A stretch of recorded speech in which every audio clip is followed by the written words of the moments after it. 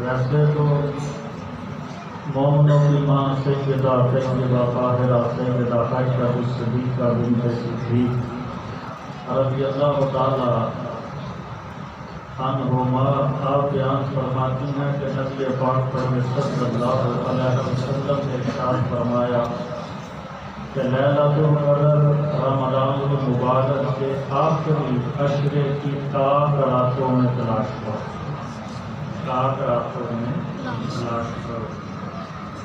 لیکن بہت ساری چیزیں ایسی ہیں کہ بزرگان دین اور خصوصاً نبی پاک صلی اللہ علیہ وسلم کے صحابہ، تابعین اور امام اعظم ابو حنیفہ علیہ الرحمہ اور حضور غوث اعظم رضی اللہ تعالی عنہ، آپ جیسے مشہور لوگ اور عزت والے لوگ فرماتے ہیں کہ غالب گمان یہی ہوتا ہے کہ لیلۃ القدر کی رات جو ہے وہ 27ویں کی رات ہوگی،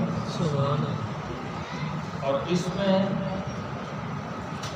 ایک بڑی مشہور حدیث جس کو حضور غوث اعظم رضی اللہ تعالی عنہ نے حضرت عبداللہ بن عباس رضی اللہ تعالی عنہما کے حوالے سے بیان کیا، اور حضرت عبداللہ بن عباس رضی اللہ تعالی عنہ یہ وہ عظمت والے صحابی ہیں کہ ابھی ان کی ولادت نہیں ہوئی تھی، ابھی پیدا نہیں ہوئے تھے۔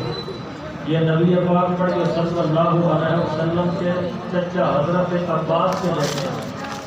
نبی پاک صلی اللہ علیہ وسلم کا علم غیب دیکھے، ایک مرتبہ حضور جا رہے تھے تو سامنے سے آپ کی چچی حضرت فضل آئی، نبی پاک صلی اللہ علیہ وسلم نے اپنی چچی کو دیکھا تو قریب چلے گئے اور قریب جا کے فرمایا چچی تجھے مبارک ہو، اللہ تعالیٰ تجھے بیٹا عطا فرمائے گا،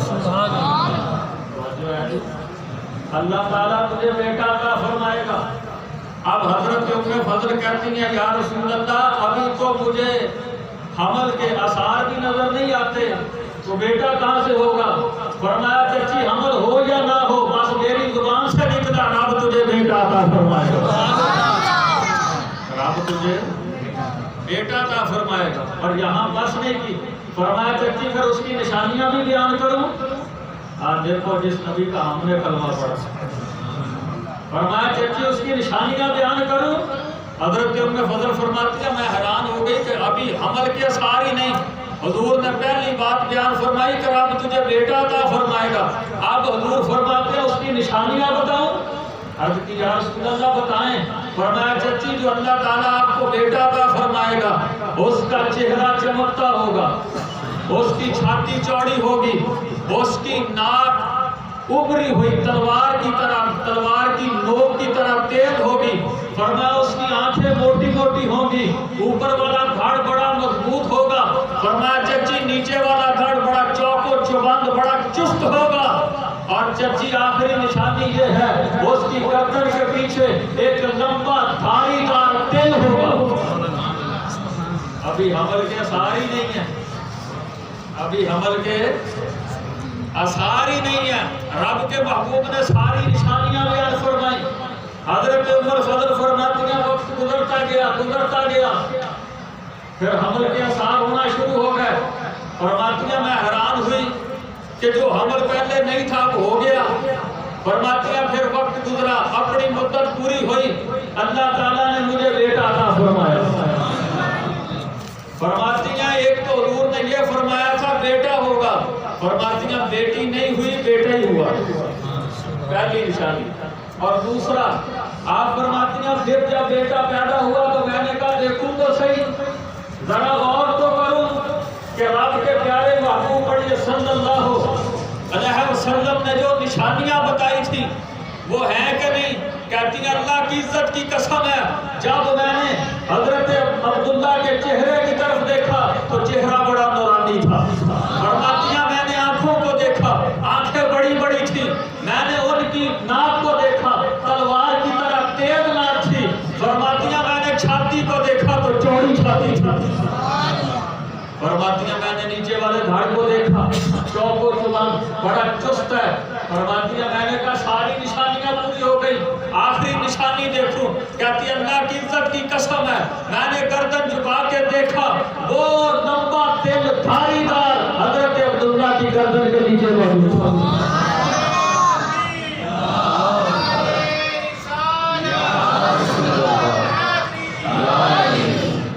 فرماتی ہیں وہ دھاری دار تیل گردن کے پیچھے موجود ہے. فرماتی ہیں میں نے اٹھایا, میں نے کہا ساری نشانیاں پوری ہو گئی. فرماتی ہیں میں اٹھا کے رب کے پیارے محبوب پڑھیے صلی اللہ علیہ وسلم کی بارگاہ میں لے گئی. میں نے عرض کی یا رسول اللہ آپ نے فرمایا تھا بیٹا ہوگا, رب نے بیٹا دیا. آپ نے بتایا تھا آنکھیں بڑی ہوگی, دیکھتے آنکھیں بڑی ہے. آپ نے فرمایا تھا چھاتی چوڑی ہوگی, چھاتی چوڑی ہے. یا رسول اللہ لے کے آئی ہوں. نبی پاک پڑھیے صلی اللہ علیہ وسلم سب سے پہلا کام حضور نے فرمایا چچی اس کا نام میں نے عبداللہ رکھا ہے, اس کا نام میں نے عبداللہ رکھا ہے. اور پھر پیارے محبوب پڑھیے صلی اللہ علیہ وسلم نے اپنی انگلی اٹھائی, لعاب دہن لگایا. وہ انگلی وہی لعاب دہن جو حضرت امام حسن کی زبان کو لگا, جو حضرت امام حسین کی مقدس زبان کو لگا, وہی انگلی رب کے پیارے محبوب پڑھیے صلی اللہ علیہ وسلم نے اٹھائی, لعاب دہن لگایا اور وہی انگلی اٹھا کر رب کے محبوب نے حضرت عبداللہ کے منہ میں ڈال دیا. یعنی پہلی گٹی جو حضرت عبداللہ کی زبان کو لگی, جو پہلی چیز حضرت عبداللہ کے پیٹ میں گئی وہ لعاب مصطفیٰ صلی اللہ علیہ وسلم.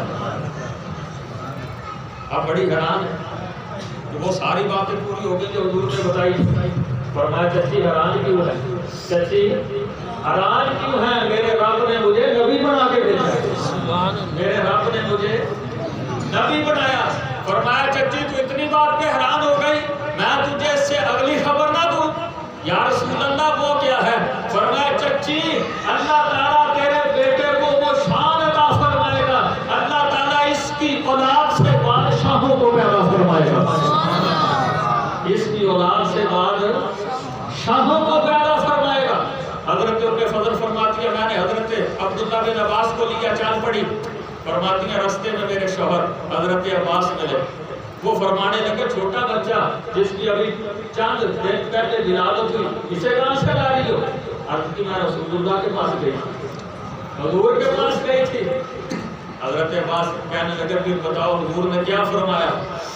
پھر انہوں نے وہ ساری خبریں پھر بتائیں کہ میں نے آ رہی تھی تو حضور نے فرمایا تھا بیٹا ہوگا, یہ جو اس کی نشانیاں ہوگی. اور فرماتی ہیں حضور نے اور خبر دی ہے اور نوازا. حضور فرماتے ہیں اس کی اولاد سے بادشاہ پیدا ہوں گے. حضرت عباس فرماتے ہیں پھر دوبارہ چلو حضور کی بات, میں بھی تو جا کے دیکھوں کہ ساری باتیں سچی ہیں. اب پھر حضور کی بارگاہ میں آ گئے. عرض کی یا رسول اللہ صلی اللہ علیہ وسلم, حضور یہ ام فضل کیا کہتی ہیں؟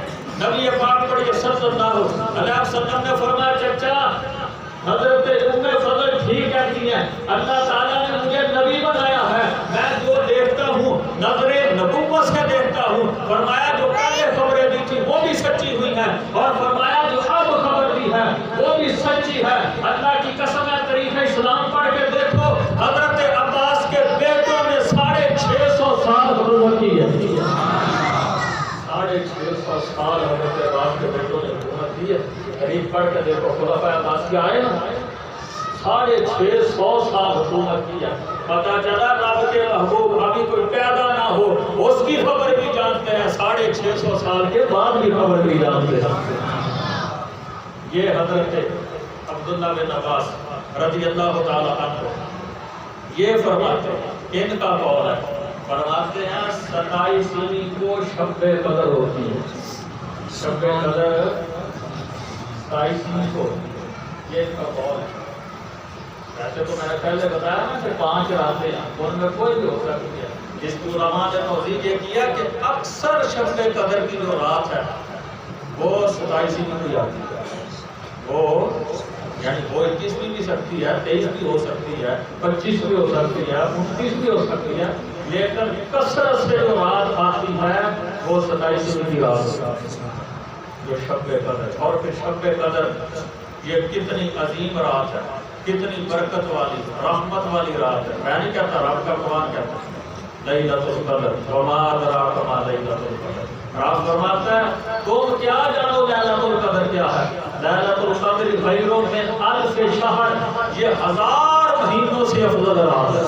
1000 مہینوں سے، ہزاروں نہیں، یہ بڑی نکتے کی بات ہے، ہزاروں نہیں، 1000 مہینے سے افضل رات ہے. وہ جیسے مفتی احمد یار خان نعیمی علیہ الرحمہ کا شعر ہے، نثار تیری چہل پہ 1000 عید ربیع الاول، سوائے ابلیس کے جہاں میں سبھی تو خوشیاں منا رہے. ہمارے ساتھ سے کسی نے کہا کہ حضور آپ 1000 پڑھتے ہیں، وہ ہزاروں ہے کہ ہزاروں عید ربیع الاول. آپ فرمانے لگے مفتی احمد یار خان نعیمی کا بات تیرے جتنا علم نہیں تھا ورنہ وہ بتا بھی کہتے. فرمایا تجھے 1000 اور ہزاروں کا فرق ہی نہیں پتا. فرمایا 1000 تعداد ہے اور 1000 جنس ہے. 1000 جنس ہے اور 1000 تعداد ہے. فرمایا تعداد کہیں نہ کہیں جا کے ختم ہو جاتی ہے پر جنس ختم نہیں ہوتی. اب جب کہا جائے کہ ہزاروں مہینوں سے افضل ہے شب قدر تو مطلب ہوگا کہ 2000 3000 4000 10000 20000 کہیں انتہا ہو جائے گی. اور جب یہ ہے کہ 1000 سال رب نے الفن کہا 1000 سال، آلاف نہیں ہے، ہزاروں نہیں ہے، الفن. اور تمہیں پتہ کی بات بتا، عربی میں 1000 کے اوپر کوئی عدد ہی نہیں ہے. عرب والوں کے پاس سب سے بڑا عدد الف ہے، وہ کہتے ہیں الف. وہ الف کی تکرار کرتے ہیں، الف الف 10 لاکھ، الف الف 10 لاکھ، الف الف الف آگے چلیں، الف الف الف الف. الف کے اوپر ان کے پاس کے لفظ وہ لاکھ بھی کہیں تو الف کے ساتھ یعنی تکرار کرتے رہیں گے. 10 لاکھ، بلین، ٹریلین، اربن، جہاں تک جائیں گے الف کے بعد ان کے پاس لفظ سب سے بڑا عدد الف ہے. الف کا تکرار کرتے رہیں گے، الف الف الف الف الف الف الف الف. الف کے بعد کوئی لفظ ہے ہی نہیں. رب کریم نے فرمایا کہ 1000 مہینوں سے افضل ہے. مطلب یہ ہے کہ آپ جتنے مہینے بھی آ جائیں، 1000 آ جائیں، 10,000 آ جائیں، 10 لاکھ آ جائیں، 20 لاکھ آ جائیں، حتیٰ کہ یہ رات اتنی افضل ہے ساری کائنات کی ساری راتیں مل کر بھی اس ایک رات کا مقابلہ نہیں کر سکتی. یہ مطلب ہے لیلۃ القدر خیر من الف شہر کہ 1000 مہینوں سے افضل ہے. اب مہینے جتنے مرضی کرتے جاؤ، ہر مہینہ اس 1000 میں شامل ہو جائے تو کائنات کی ساری راتیں اس رات کا مقابلہ. اب یہ رات افضل ہوئی کیوں؟ یہ بھی تو سوچنے کی بات ہے. بھئی رات تو ساری ایک جیسی ہیں، راتیں تو ایک جیسی ہیں. سورج غروب ہوتا ہے، شفق جاتا ہے، سفیدی جاتی ہے، افق پہ اندھیرا چھا جاتا ہے، ساری روح زمین کو ڈھانپ لیتا ہے، تارے آ جاتے ہیں، چاند آ جاتا ہے، اور پھر صبح کاذب ہوتی ہے، پھر صادق ہوتی ہے، پھر طلوع فجر ہوتی ہے، پھر چاند ہو جاتا ہے، روشنی ہو جاتی ہے. ساری راتیں ایسی نہیں ہوتی. تو بولو تو صحیح، شاید کا اگلا رات کو سورج نکل رہا ہوگا. بھئی ساری راتیں ایسی نہیں آتی. پھر اس رات میں خاص کیا ہے جو یہ 1000 مہینوں سے افضل ہو گئی؟ رب فرماتا اِنَّا أَنزَلْنَاهُ فِي لَيْلَةِ الْقَدْرِ. فرمایا اس رات کی شان یہ ہے کہ اس میں ہم نے قرآن کو نازل فرمایا. اس کی فضیلت یہ ہے کہ اس رات میں ہم نے، اب ہر بچہ جانتا ہے کہ قرآن تقریباً 23 سالہ عرصے میں میرے محبوب کے قلب اطہر پر نازل ہوا. سارے جانتے ہیں نجمن آیتن وحی کے ذریعے تھوڑا تھوڑا کر کے میرے محبوب کے قلب اطہر پر تقریباً 23 سال کے عرصہ میں یہ نازل ہوا. لیکن رب فرماتا اسے ہم نے لیلۃ القدر میں نازل کیا. اس کا کیا مطلب ہے؟ توجہ ہے جی؟ مطلب یہ ہے کہ لوح محفوظ سے آسمان دنیا پر ہم نے اس قرآن کو اس رات میں نازل فرمایا. آسمان دنیا پر لوح محفوظ سے اس رات میں نازل فرمایا. اب ایک اور بات بتاؤں، جب قرآن نازل ہوا تو اس رات نے کیا کیا تھا جو فضیلت والی ہو گئی؟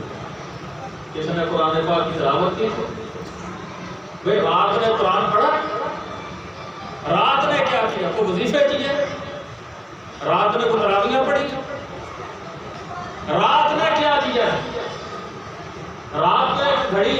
جیسے باقی راتیں آتی ہیں آ گئی، رات نے قرآن کے ساتھ کیا کیا جو اتنی شدیدت والی ہو گئی کہ کائنات کی کوئی رات اس کا مقابلہ نہیں کر سکتی۔ رب کریم فرماتا وجہ یہ ہے کہ اس رات نے کیا کچھ نہیں، پر اس رات کو قرآن کا ساتھ مل گیا۔ اس رات کو قرآن کا ساتھ ملا، یعنی اس کی گھڑیوں میں قرآن نازل ہوا۔ رات نے کچھ نہیں کیا، لمحے اس رات کے تھے جب ہم نے قرآن اتارا۔ تو ذرا توجہ کرو، جس رات کو قرآن کا ساتھ مل جائے، ساری کائنات کی راتیں مل کر اس رات کا مقابلہ نہیں کر سکتی، پھر اس محمد مصطفیٰ کے قلب اطہر کا کون مقابلہ کر سکتا ہے جس قلب اطہر پر یہ قرآن نازل ہوا ہے؟ جب رات کا مقابلہ کوئی نہیں کر سکتا تو میرے مصطفیٰ کے قلب اطہر کا مقابلہ کون کر سکتا ہے جس پر یہ قرآن نازل ہوا؟ اور پھر اس حافظ قرآن کی کیا شان ہے جس کے دل نے قلب اطہر نے یہ قرآن اٹھا رکھا ہے۔ وہ حافظ کی شان کیا کہ جس کے دل نے یہ سارا قرآن اٹھا رکھا ہے۔ یقین کرو لوگ کہتے ہیں وہ ہماری طرح کے، میں نے کہا نہیں، چلا ہو گیا، عقل کا علاج کرا، تمہیں پتہ ہی نہیں ہے۔ جس رات قرآن آئے اس رات کا کوئی مقابلہ نہیں کر سکتا، تو جس محبوب کے قلب اطہر پر نازل ہو اور میرے محبوب کا سینہ جس قرآن کو اٹھائے رکھے، اس سینے کا مقابلہ کون کر سکتا ہے؟ تو نے ابھی حضور کی شان دیکھی نہیں ہے، تو نے میرے محبوب کے ساتھ وفا کی نہیں ہے۔ ان سے پوچھو جنہوں نے حضور کے ساتھ وفا کی ہے، جنہوں نے حضور سے محبت کی ہے، اللہ کی قسم ان سے پوچھو میرے محبوب نے بدلے کیسے؟ تم ساری زندگی یہی کہتے رہے وہ تو ہماری طرح کے ہیں، وہ کچھ کر ہی نہیں سکتے، ساری زندگی یہی کرتے رہے، پھر تمہیں ملنا بھی کچھ نہیں۔ ان سے پوچھو جنہوں نے وفا کی حضور سے، نبی پاک پڑھیے صلی اللہ علیہ وسلم سے جنہوں نے وفا کی۔ حضرت ابی بن کعب، توجہ ہے جی، رضی اللہ تعالیٰ عنہ، یہ میرے محبوب کے بڑے لاڈلے سے عقیل ہیں۔ یہ نبی پاک علیہ السلام کی بارگاہ میں حاضر ہوئے، عرض کی یا رسول اللہ صلی اللہ روتے پڑھو صلی اللہ علیہ وسلم، حضور میں نے اپنی زندگی کا معمول بنایا، توجہ جی، پھر وظیفے نہ پوچھنا، سنتے جانا حدیث پاک سے وظیفے۔ حضور میں نے اپنی زندگی کا معمول بنایا، میں نے اپنی زندگی کے وظائف کو 4 حصوں میں تقسیم کیا۔ یا رسول اللہ ایک حصہ آپ کے درود پڑھتا ہوں، 3 حصے اور وظیفے پڑھتا ہوں۔ یا رسول اللہ میں ٹھیک کرتا ہوں؟ پوچھنے آئے یا رسول اللہ ٹھیک کرتا ہوں؟ فرمایا بھائی جن کا آپ ٹھیک کرتے ہو، اچھا کرتے ہو، درود پاک اور بڑھا دو تو زیادہ اچھا ہے، درود پاک اور بڑھا دو زیادہ اچھا ہے۔ وہیں کھڑے کھڑے عرض کی یا رسول اللہ پھر 2 حصے درود پاک پڑھ دیا کروں، 2 حصے کوئی اور وظیفے تلاوت قرآن کی اور کر لیا کروں، یہ ٹھیک ہے؟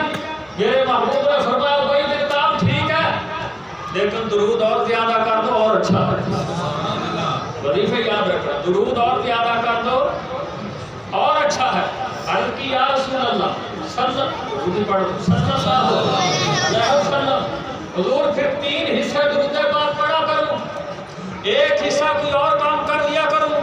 رب کے محبوب نے فرمایا بھائی جن کا بڑا اچھا کام ہے، پر درود پاک اور زیادہ کر دو تو اور اچھا ہے۔ اور توجہ کرنا کی مزے کی بات کو آنے لگی ہے۔ عرض کی یا رسول اللہ صلی اللہ علیہ وسلم، حضور پھر میں سارا درود پاک ہی نہ پڑھ لیا کروں، سارے وظیفے چھوڑ دوں؟ رب کے محبوب نے فرمایا ابی بن کعب اتنی محبت کرتا ہے ہم سے کہ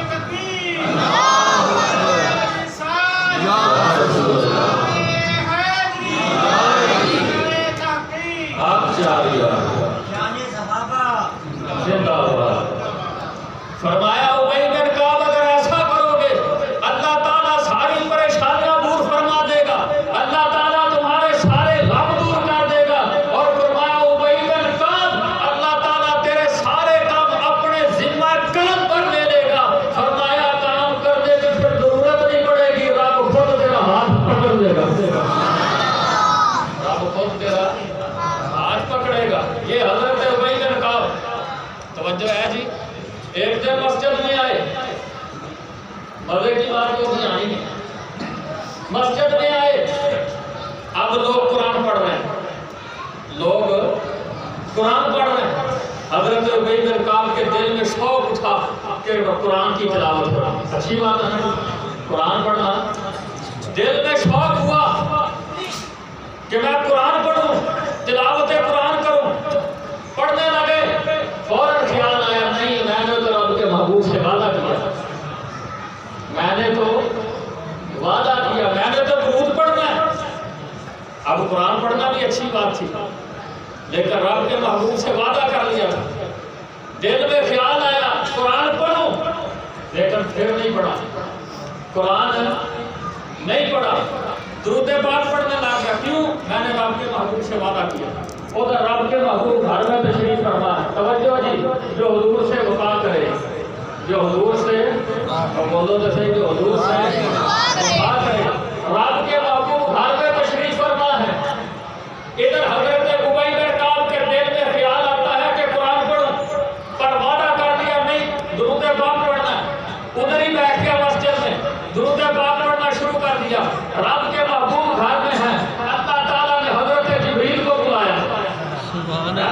محبوب کے صحابہ کی شان, رب کریم نے حضرت جبریل کو بلایا, فرمایا جبریل جاؤ میرے محبوب سے عرض کرو کہ اللہ کریم حکم فرماتا ہے کہ ابی بن کعب کے سامنے جا کر اسے قرآن پڑھ کے سناؤ. اس نے قرآن یہ محمد سے وفا کو نے یہ باتیں حضور سے ہو رہی تھی کہ میں اتنا وقت درود پڑھوں, اتنا وقت یہ کروں, پر رب کریم سن رہا تھا, وہ دیکھ بھی رہا تھا کہ میرا محبوب کیا ارشاد فرما رہا ہے. فرمایا جبریل جاؤ میرے محبوب سے عرض کرو کہ رب کریم فرماتا ہے ابی بن کعب کے سامنے جا کے قرآن پڑھو. اب رب کے پیارے محبوب پڑھیے صلی اللہ علیہ وسلم, اپنے گھر سے چلے, مسجد میں آ گئے, دیکھا کہ بعض صحابہ قرآن پڑھ رہے ہیں, حضرت ابی بن کعب درود پاک پڑھ رہے ہیں. سبحان اللہ. حضور قریب آ گئے, حضرت ابی بن کعب کو فرمایا ابی قریب آ جاؤ. حضرت ابی بن کعب قریب آ گئے. رب کے محبوب نے فرمایا ابی بن کعب سامنے بیٹھو, اب میں تجھے قرآن سناتا ہوں.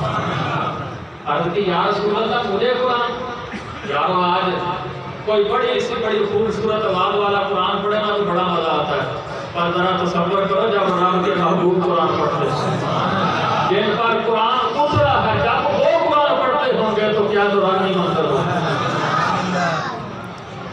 حدیث پاک میں آتا ہے حضرت داؤد علیہ السلام کو اللہ کریم نے بڑی پیاری آواز دی تھی.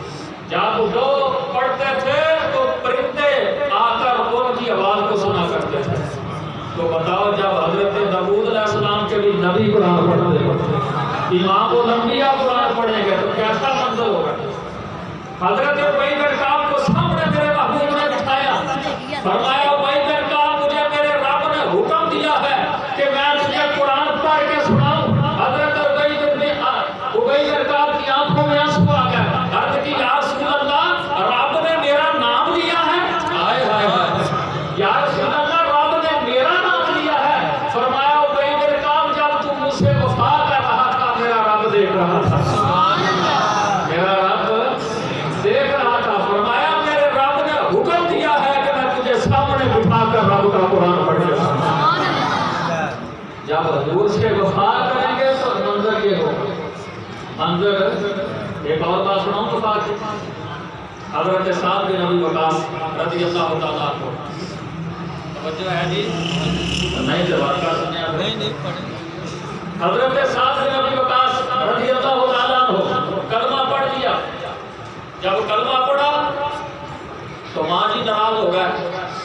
اماں جی نا گرمیوں کا موسم تھا, گرمیوں کا, وہ کپڑا اتار دیا, کلمہ تو پڑھا ہی نہیں تھا, دوپٹہ اتار دیا, دروازے پہ گلی میں آ کر بیٹھ گئے. گلی میں آپ دھوپ ہے, گرمی ہے, پسینہ ہے, بال کھلے ہیں, گلی میں بیٹھی ہیں. اب ہر آنے جانے والا ملتا ماں جی کہہ رہے تھے بیٹھے ہوئے.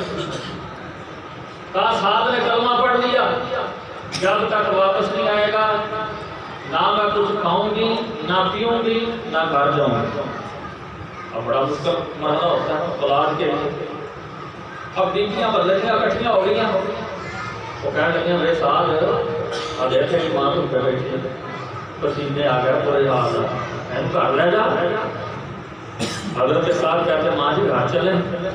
ماں آگے سے کہتی ہے نہیں، پہلے کلمہ چھوڑو، پہلے کلمہ چھوڑو پھر جاؤں گی۔ حضرت ساتھ کا عشق دیکھیں، محبت دیکھیں، فرمایا ماں جی کلمہ تو نہیں چھوڑ سکتے، کلمہ تو کچا رنگ للالی والا، پر چڑھتا رہندا رہندا عشق تیرے دا رنگ محمد چڑھ جائے پھر نہیں رہندا۔ عرض کی ماں جی یہ کلمہ میں نہیں چھوڑ سکتا، 3 دن گزر گئے، 3 دن توجہ ہے جی، 3 دن گزر گئے، ماں جی بازار میں بیٹھے ہیں، نہ کچھ کھایا نہ پیا، اور بعد روایت میں آتا کتنی مرتبہ بے ہوش ہوئے پھر اٹھے۔ لوگ کہنے لگے ساتھ تیری ماں بیٹھی ہے، تیری ماں بازار میں بیٹھی ہے۔ حضرت ساتھ پھر گئے، کہا ماں جی لوگ کیا کہیں گے، گھر چلو کچھ کھاؤ پیو۔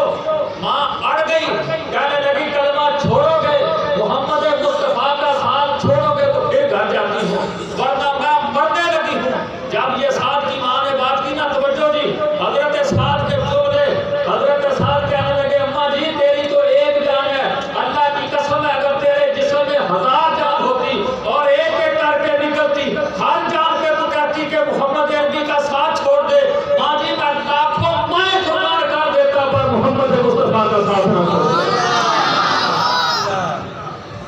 لاکھوں مائیں قربان کر دیتا پر حضور کا ساتھ۔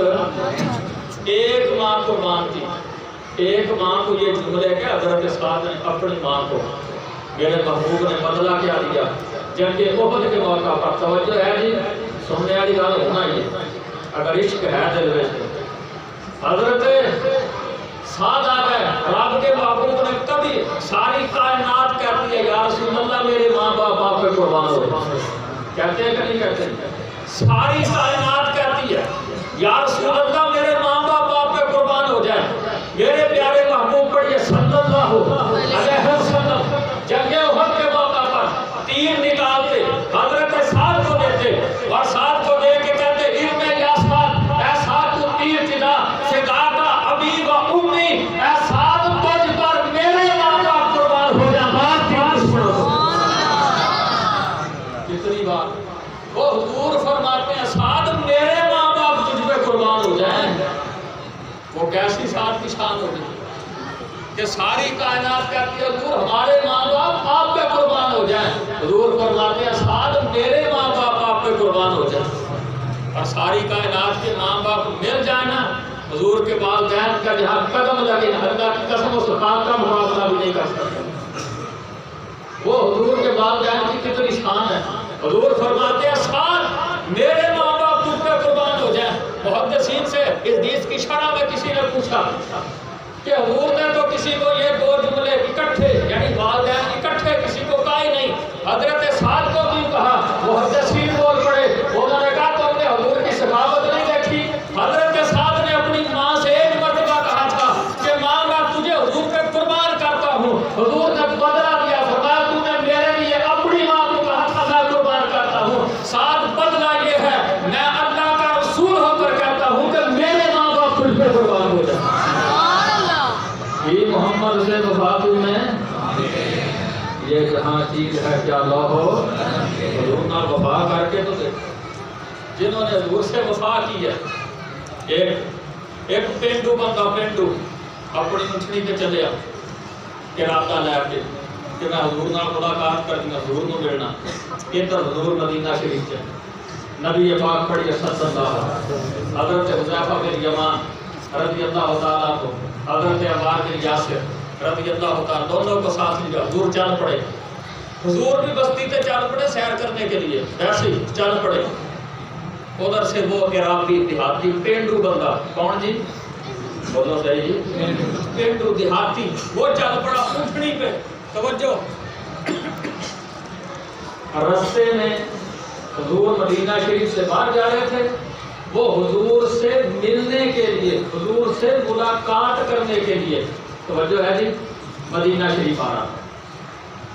بستی سے حضور باہر نکلے نا تو سامنے دیکھا ہے کون سوار آ رہا ہے، وہ قریب آیا۔ مزے کی بات یہ ہے وہ جانتا نہیں تھا کہ یہ رب کے محبوب ہے۔ ملنے آیا، حضور کو کلمہ پڑھ لیا، کلمہ یعنی کلمہ میں ادھر پڑھ لیا، پر حضور سے ابھی ملاقات پتہ نہیں کہ رب کے محبوب کون ہے۔ نبی پاک پڑھیے صلی اللہ علیہ وسلم کے قریب آیا، حضور نے فرمایا کہاں سے آئے ہو؟ اب اسے پتہ نہیں کہ یہ رب کے رسول ہیں۔ کہنے لگا میں اپنے اہل و عیال سے آیا ہوں، اہل و عیال والے اپنے گھر سے آیا ہوں۔ بڑی نکتے والی بات کی اس نے، مطلب یہ تھا کہ میں اپنے گھر بار چھوڑ کر، اپنا قبیلہ چھوڑ کر، رشتہ دار چھوڑ کر، میں کوئی گیلا فارغ بندہ نہیں کہ میرا کوئی آگے پیچھے آئے گی تو منہ کھایا بچا کے آ گیا، تو ایسا نہیں۔ مطلب اس کی بات کا یہ تھا کہ میں اہل و عیال والا ہوں، گھر والا ہوں، بیوی بچے ہیں، رشتے دار ہیں، میں ارادہ تن آیا ہوں، ان کو چھوڑ کر آیا ہوں، کسی مقصد کے لیے آیا ہوں، ایسے نہیں آیا۔ تو نبی پاک پڑھیے صلی اللہ علیہ وسلم نے ارشاد فرمایا، آپ جملے سننا نہیں اس کے، حضور نے فرمایا کیا کرنے آئے ہو، کیا چاہتے ہو؟ وہ کہتا ارید رسول اللہ صلی اللہ علیہ وسلم، ارید رسول اللہ صلی اللہ علیہ وسلم۔ انہوں نے کہا جی اور کوئی مقصد نہیں، میں صرف رب دے رسول نو ملن واسطے میں رب دے رسول دی چاہت رکھدا، میں انہاں نو ملن دا ارادہ رکھدا، میرے دل وچ شوق ہے انہاں دی ملاقات دا، میرے دل وچ شوق ہے انہاں دی ملاقات دا۔ میں ایویں نہیں آیا، ارادہ لے کے آیا، بال بچے کاروبار سارا کچھ چھڈ کے آیا، مقصد صرف ایک کہ رب دے رسول نو ملن آیا، انہاں دی چاہت رکھدا دل وچ۔ حضور نے فرمایا اللہ کے رسول کو جانتے ہو؟ جی نہیں۔ فرمایا پھر آنکھیں کھول کے دیکھو میں ہی رب کا رسول ہوں، میں ہی رب کا۔ آنکھوں سے آنسو آ گئے، حضور کی دست بوسی کی، دو چار کلمے سنے، عرض کی یا رسول اللہ اپنے ہاتھ سے کلمہ پڑھائیں تو کیا ہی بات ہے، میرے محبوب نے کلمہ پڑھایا، کلمہ پڑھ لیا، یہ توجہ کرنا، کلمہ پڑھ لیا، ابھی نماز کوئی نہیں، روزہ کوئی نہیں، حج کوئی نہیں، زکوٰۃ کوئی نہیں، کلمہ پڑھا۔ حضور نے فرمایا چلو پھر چلیں، حضور کے ساتھ چل پڑا۔ دل میں کیا تھا جی؟ کیا کرنے آیا تھا؟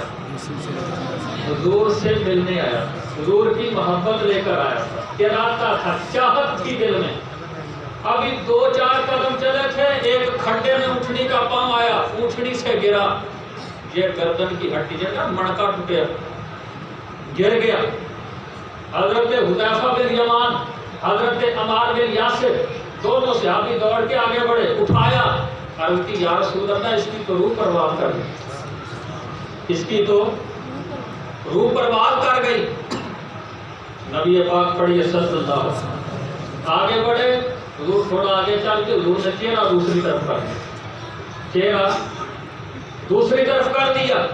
اب یہ دونوں صحابی حضرت عمار بن یاسر، حضرت حذیفہ بن یمان رضی اللہ تعالی عنہما عرض کرنے لگے یا رسول اللہ یہ بندہ گھر بار چھوڑ کے آیا، بیوی بچے چھوڑ کے آیا، رشتہ دار چھوڑ کے آیا، حضور آپ کی محبت لے کر آیا، آپ کی چاہت لے کر آیا، آپ سے ملنے آیا، حضور آپ نے منہ ہی دوسری طرف کر لی۔ حضور اگر آپ ہی دوسری طرف منہ کر لیں گے تو اس کا کیا بنے گا؟ یعنی حضور کے دوسری طرف منہ کرنے کا مطلب یہ ہے کہ رب کی رحمتیں روٹ جاتی ہیں، رب کی رحمت اس کی طرف۔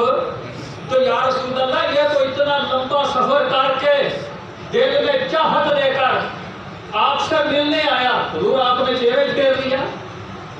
یا رسول اللہ یہ تو آپ سے محبت کرتا تھا، یہ تو چاہت لے کے آیا۔ رب کے پیارے محبوب پڑھیے صلی اللہ علیہ وسلم، حضور بولے اپنے وَالنَّجْمِ إِذَا هَوَىٰ کے ہونٹوں کو کھولا، قدس کی پتیاں ہلی۔ حضور نے فرمایا میرے صحابہ تجھے بتاؤں کہ میں نے منہ دوسری طرف کیوں کیا ہے؟ فرمایا اس لیے نہیں کیا کہ میں اس سے کوئی ناراض ہو گیا ہوں، فرمایا نہیں، فرمایا اس نے مجھ سے محبت کی ہے، اس نے مجھ سے محبت کی ہے. اور فرمایا جب تم نے کہا نا روح پرواز کر گئی تو میں نے اس کی طرف دیکھا. توجہ جی. فرمایا میں نے دیکھا جنت میں جو 2 حوریں اس کی بیویاں ہیں, فرمایا وہ جنتی پھل لے کر اس کے پاس آ گئی. نہیں سمجھ آئی؟ وہ کہتا تھا میں حضور کی چاہت لے کر آیا, حضور کی محبت لے کر. ابھی روح نکلی ہے, نماز کا وقت کوئی نہیں آیا, حج زکات روزے کچھ نہیں کیا, ابھی روح پرواز کی ہے. حضور فرماتے ہیں اس کی 2 بیویاں وہ بھی حوریں جنت سے پھل لے کر آ گئی اور اس کو کھلانے لگ گئی. عرض کی یا رسول اللہ اس کی کیا وجہ ہے؟ فرمایا یہ ہے کہ یہ سفر لمبا کر کے آیا, بھوکا بھی تھا پیاسا بھی تھا. رب کریم نے حوروں کو حکم دیا, فرمایا یہ بھوکا تھا پیاسا تھا پر محبت میرے محبوب سے کرتا تھا, عشق میرے محبوب سے کرتا تھا, چاہت میرے محبوب کی لے کر آیا تھا. فرمایا اس کی روح قبض ہو گئی, فرمایا اس کی روح آسمانوں پہ بعد میں آئے گی, اس کے پیٹ میں لقمہ جنت کا پہلے جائے گا. جنت کا لقمہ یہ محمد سے وفا کرو. جب حور سے وفا کرو گے, حور سے وفا کرو گے, رشتہ مضبوط کرو گے, تعلق حور سے مضبوط کرو گے تو مریں گے بعد میں. سید اعلیٰ حضرت نے کہا تھا نا لحد میں رخ شاہ کا داغ لے کر چلے, اندھیری رات سنی تھی چراغ لے کر چلے. آپ فرماتے ہیں اندھیری رات ہوگی وہاں قبر میں تو وہاں روشنی تو ہوگی نہیں, تو روشنی کس چیز سے ہوگی؟ اعلیٰ حضرت کہتے ہیں محبت مصطفیٰ سے ہوگی. یہ دل میں اگر عشق مصطفیٰ ہے, محبت مصطفیٰ ہے تو دل کی روشنی سے قبر جلے گی. وہاں تو لائٹیں تو ہے نہیں, دیگے تو ہے نہیں, چراغ تو ہے نہیں, وہاں روشنی یہ دل سے روشنی ہوگی. دل کس چیز سے روشنی کرے گا؟ فرمایا محبت مصطفیٰ سے, عشق مصطفیٰ سے روشنی کرے گا. تو حضور سے پہلی چیز یہ ہے وفا.